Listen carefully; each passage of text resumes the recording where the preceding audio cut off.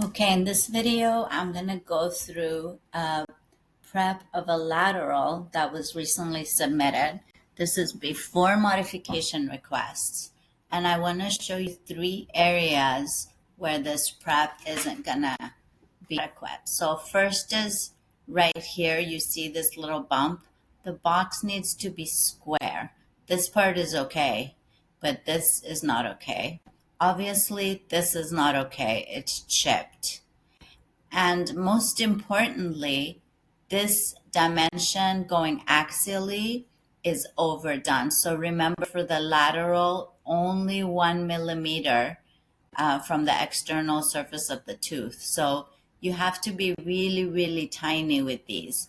This looks like a decent prep, but when we look at it critically from the ADEX standards, it's actually not good. So you want to keep it very minimal here, only 1 millimeter. Don't break this and keep it very square. Then go ahead and ask for modifications for where caries are. I hope this is helpful because I find that laterals can be very tricky because they're so small. So just be very aware, measure as you go, and don't overextend before asking for your modifications.